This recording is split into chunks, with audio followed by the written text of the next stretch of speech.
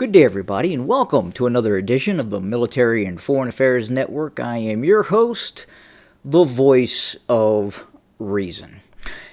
Well, I am back, and I can tell you that my short time in custody of the British intelligence services and the U.S. State Department was not very fun, and obviously, I'm just kidding. I'm just kidding. Now, could that change at some point? Difficult to say. Obviously, if you're watching what is happening in the ununited kingdom, you have to be concerned. You have to be concerned.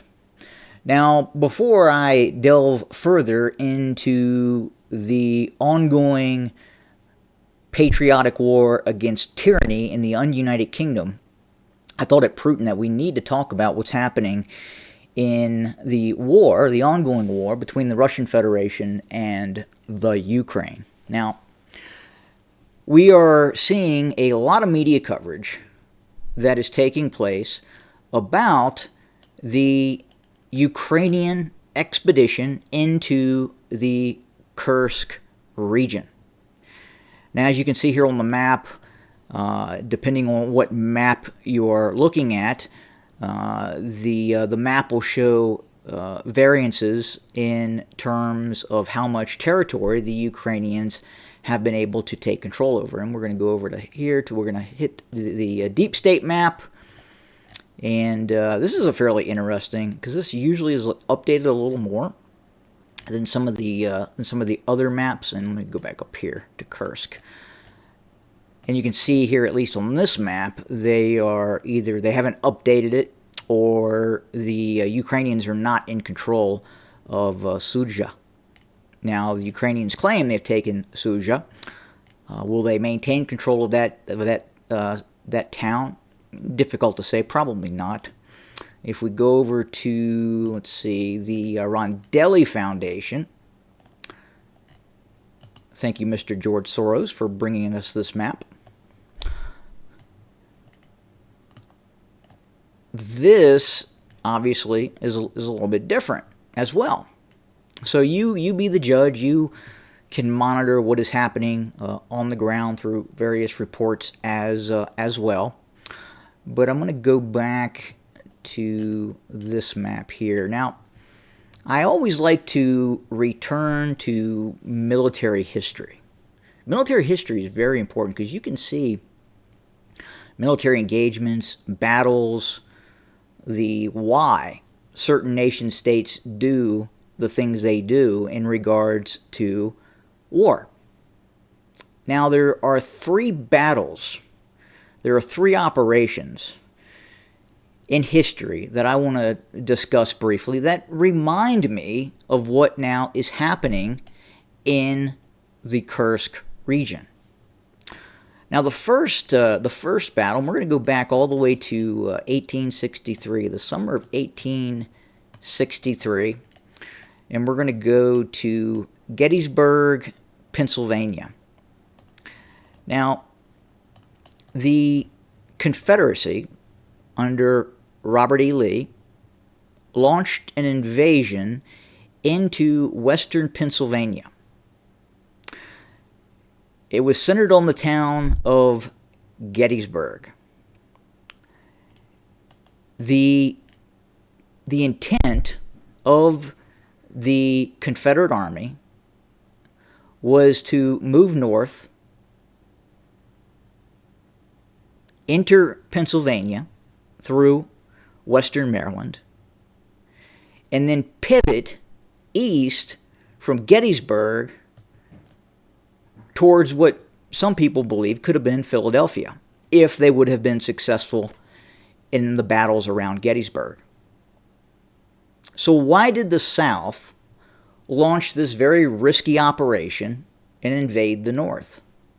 Obviously, the South had fewer troops, less equipment, less resources to launch such an invasion. Well, the reason Robert E. Lee decided to launch this operation was because the South knew that the North was simply going to outpace the South. And the South believed that they needed to inflict a bloody engagement upon the North, resulting in a victory, and then threaten some northern cities. And that could lead to the peaceniks in the North requesting a ceasefire, and the South ultimately winning the Civil War. Now, that didn't happen. The South, the Confederate Army, entered Pennsylvania with anywhere from 60 to 80,000 men, and by some estimates engaged a Union force of around 100,000 troops. And we know what happened during the Battle of Gettysburg. The South lost, atrocious losses on both sides, but ultimately those losses, in all probability, impacted the South more than it did the North. If the South would have won near Gettysburg, and the Southern armies would have proceeded to pivot then east, we may have had a different outcome. But that's not what happened. It was a risk, a high-risk operation that had a marginal probability of success, but it was worth the risk. Now, are we going to compare this, what's happening right now, in the Kursk region to Gettysburg? Well, I don't think we have those kinds of numbers of troops just yet. We are not seeing 60 to 70,000 Ukrainian troops entering the Kursk region.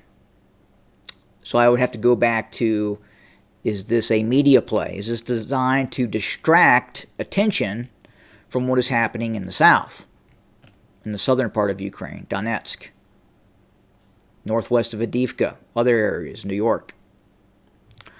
Another battle that comes to mind, and this is not as far into history, was the battle for the Bulge, the Battle of the Bulge. The Germans, in the late stages of World War II, amassed 250,000 troops, hundreds of tanks and artillery and armored fighting vehicles, and launched this offensive. And it was unsuccessful. In the early stages of the battle, yes, the Allied air power did not have the ability to take to the air. But when the clouds receded, Allied aircraft took to the air, and eventually the German army was defeated in the Battle of the Bulge. Is the Kursk operation like the Battle of the Bulge? Again, not in terms of size and scope. We're not seeing 250,000 Ukrainian troops. But again, the intent, the risk, which probably ended up lessening the length of World War II. The Germans expended vast amounts of manpower, high-quality manpower, and equipment in the Battle of the Bulge.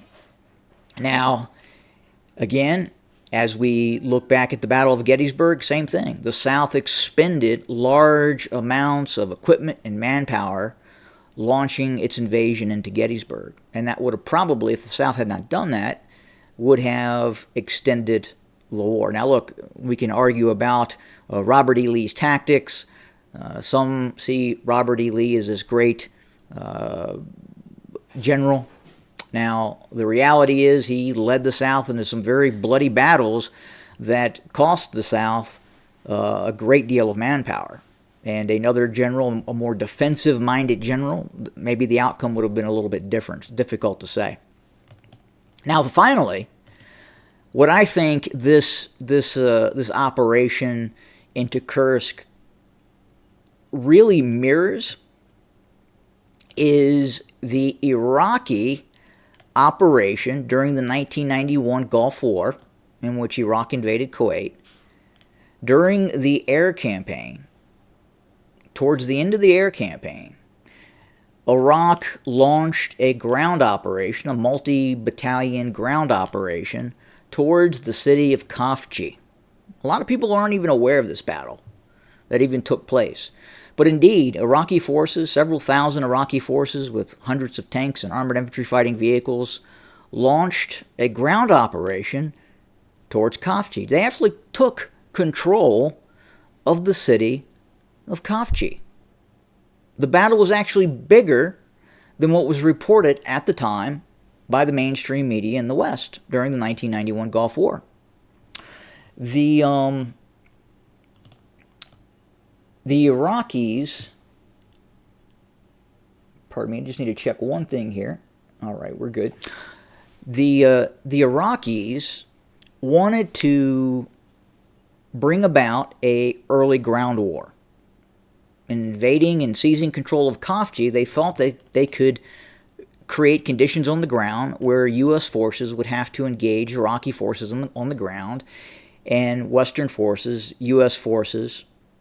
Marines, forces of the Gulf Cooperation Council would be inflicted with high amounts of casualties in this battle for Khafji. Now, because of overwhelming air power by the U.S. forces, the U.S. assisted forces, the Iraqi forces were defeated in zone. And it was, at the end of the day, it was a waste of material and manpower. Not a great waste, but again, it was also designed to do a couple of different things.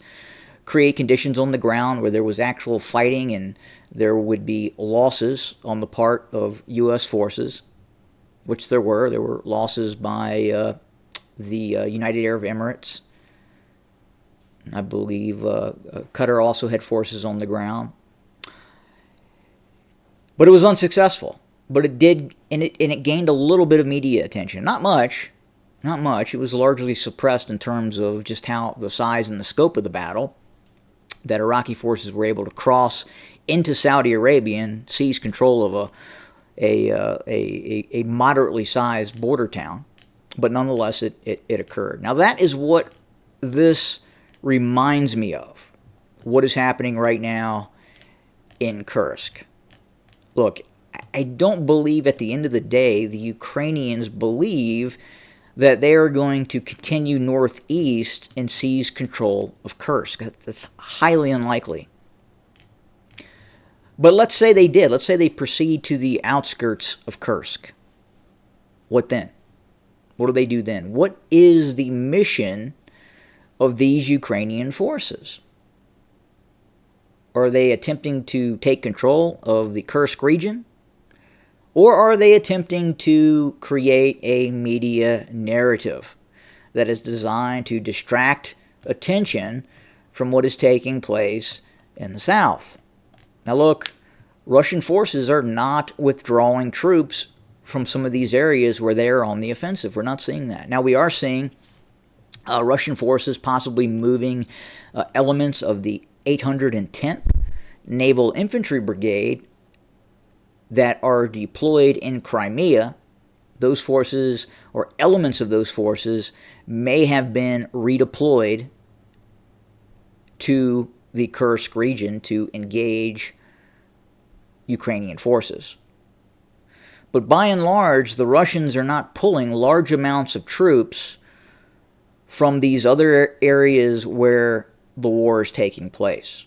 The Russians are using other troops, other reserve formations, and in some cases very capable Spetsnaz formations, elements of the Russian National Guard. There are some elements of the Russian National Guard that are very capable, as capable in terms of light infantry forces as the regular Russian military. There are several units near Moscow that are very capable forces that the Russians could end up using against these Ukrainian forces, if they so desire. But ultimately what we're seeing is Russian air power coming into play. We are seeing Su-25s, we are seeing Lancet drones, and the Russians are very aware that these Ukrainian forces that have entered the Kursk region are at risk, at a high degree of risk, of being engaged by the Russian Air Force. Remember, the Ukrainians do not have an Air Force. And just like the Battle of the Bulge, just like the Battle of Khafji, Just like the failed attempt by Robert E. Lee to invade western Pennsylvania and Gettysburg. The resources were simply not there to accomplish whatever that mission was. Whether it be a high-risk mission to draw the Union into early negotiations and end the war, whether it be the failed Battle of the Bulge by Adolf Hitler, or the failed operation in Kursk. They all have the same hallmarks, and they all look very similar. And at the end of the day, we will be comparing and contrasting what is happening in Kursk to those battles as well. So we're going to watch this very closely. There continues to be fairly heavy fighting taking place, and we are going to continue to cover this day in and day out. Thank you for joining us. More to come very, very soon. As always, have a good day.